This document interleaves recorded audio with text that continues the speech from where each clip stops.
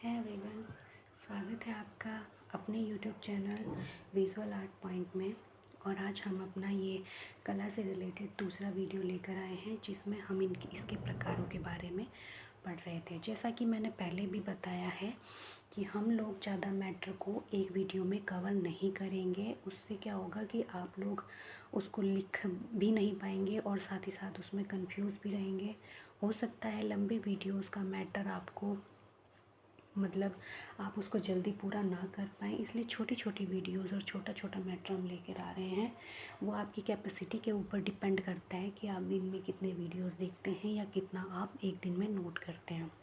ठीक है, तो पिछली बार हमने पढ़ा था कला के बारे में। कला क्या होती है, कहाँ से उसकी उत्पत्ति हुई है, या फिर सर्वप्रथम कला शब्द का प्रयोग कहाँ कहाँ पर हुआ है, चाहे वो वेस्टर्न हो चाहे वो इंडियन हो, दोनों ही तरीके से हमने उसको डिस्कस कर लिया था। ठीक है, और साथ ही हम इसके प्रकारों के बारे में पढ़ रहे थे। तो कलाएं जो है मुख्यतः दो प्रकार की होती हैं, ये हमने पिछले वीडियो में देखा है। पहली होती है उपयोगी कला। भले ही उसको अलग अलग विद्वानों ने नाम अलग अलग दिया है, किसी ने उसको कारू बोला है तो किसी ने उसको उपयोगी बताया है, किसी ने उसको उदार बताया है, लेकिन मतलब सबका वही है। ठीक है, तो मानव जीवन की भौतिक आवश्यकताओं की पूर्ति जिनके माध्यम से होती है वो कलाएं उपयोगी कलाएं कहलाती हैं। ठीक है, साथ ही ललित कलाएं। ललित कलाएं क्या होती हैं? ललित कलाएं सौंदर्य प्रधान होती हैं और ये हमारे मनोभाव की अभिव्यक्ति करने में सहायक होती हैं। यानी कि जिन कलाओं के माध्यम से हम अपने आंतरिक भावों को, मनोभाव को अभिव्यक्त कर रहे हैं, बाहर निकाल रहे हैं, दूसरों के सामने रख रहे हैं, तो वो सारे के सारे ललित कलाओं के अंतर्गत आती हैं। तो यहाँ पर हीगेल ने सर्वप्रथम ललित कलाओं का वर्गीकरण किया था। ठीक है, तो इसमें हम जो है हीगेल के बाद से हम इसको पढ़ेंगे।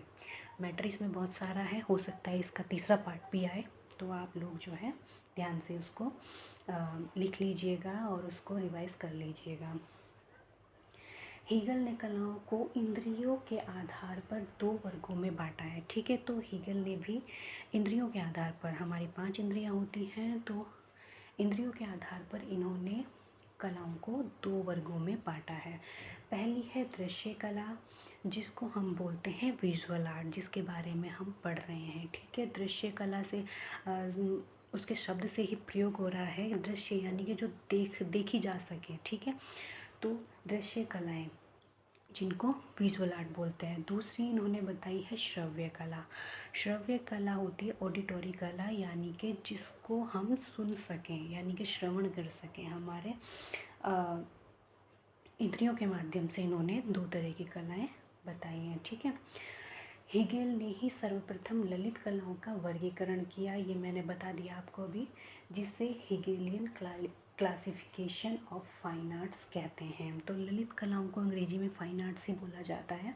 ठीक है, तो जो हीगेल ने ये वर्गीकरण किया है ललित कलाओं का, इन्होंने इसमें 5 तरह की कलाओं को बताया है और इसको हीगेलियन क्लासिफिकेशन ऑफ फाइन आर्ट्स कहते हैं। ठीक है, इस मेथड को, यानी कि इस वर्गीकरण को हीगेलियन क्लासिफिकेशन ऑफ फाइन आर्ट्स कहते हैं। ये चीज़ ध्यान रखना इम्पॉर्टेंट है।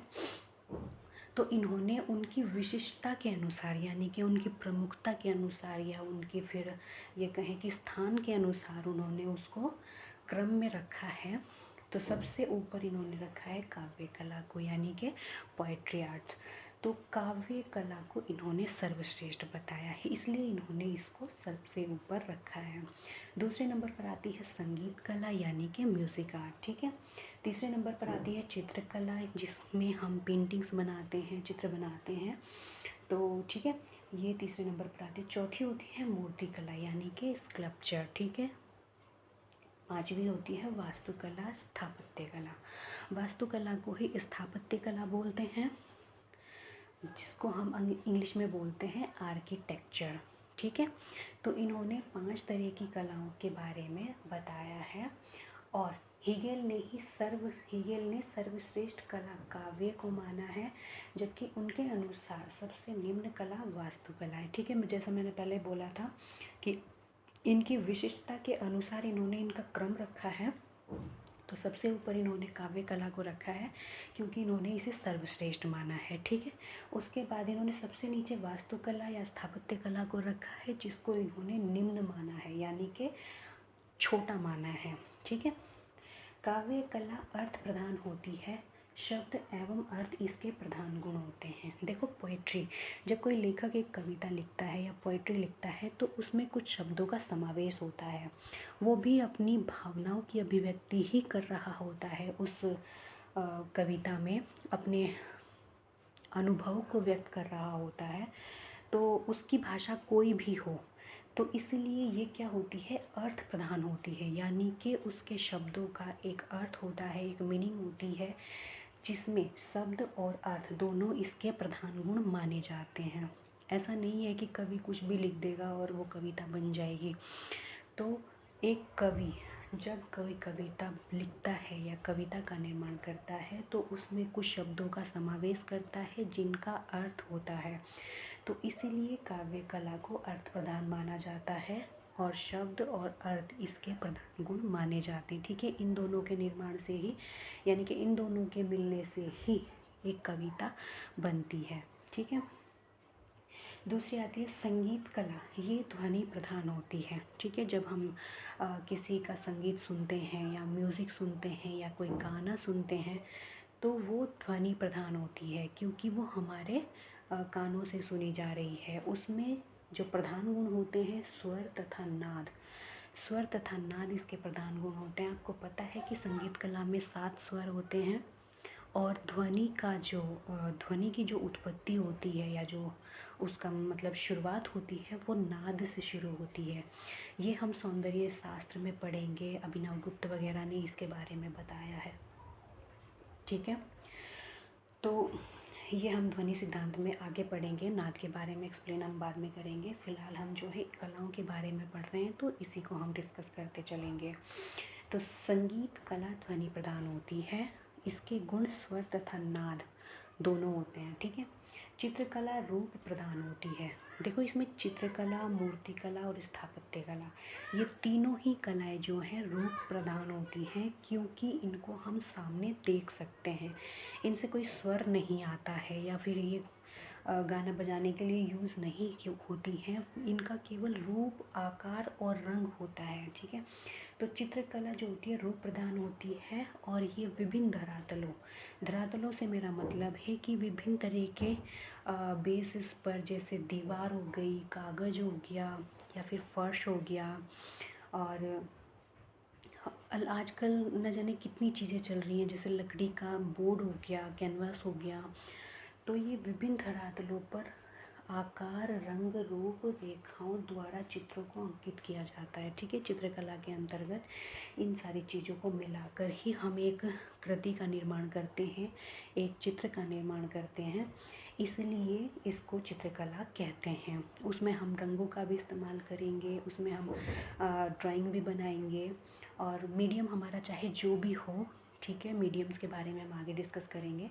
तो मीडियम हम कुछ भी लेकर उसमें एक आकृति बना देंगे, उसको रंगों से सजा देंगे या फिर उसको कैसे भी करके हम उसको अच्छा बनाने की कोशिश करेंगे, जिसको देखकर हमें प्रसन्नता हो या सामने वाले को देखकर भी उसको जो है प्रसन्नता हो या फिर सुंदर लगे वो चीज़। तो इसलिए चित्रकला रूप प्रधान होती है। चित्रकला के बारे में हमने समझ लिया।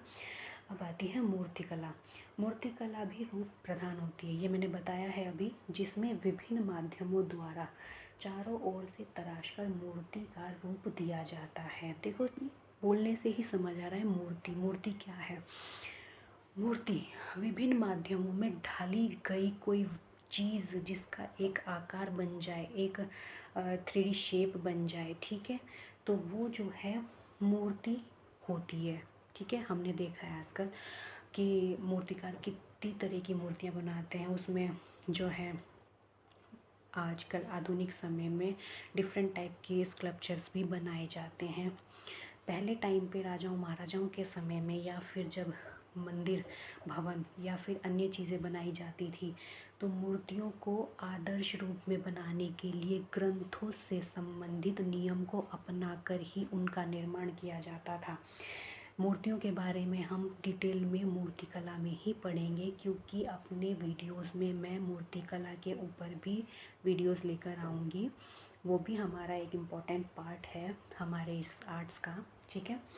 तो इनके बारे में हम तभी डिस्कस करेंगे। फ़िलहाल यहाँ पर जनरल बेसिक सी नॉलेज हम ले रहे हैं कि मूर्तिकला जो होती है ये विभिन्न माध्यमों में चारों ओर से तराश कर बनाई जाती है, ठीक है। उसका मतलब जो है आकार बनता है वो चारों ओर से तराशा जाता है, उसको ढाला जाता है या गढ़ा जाता है, ठीक है।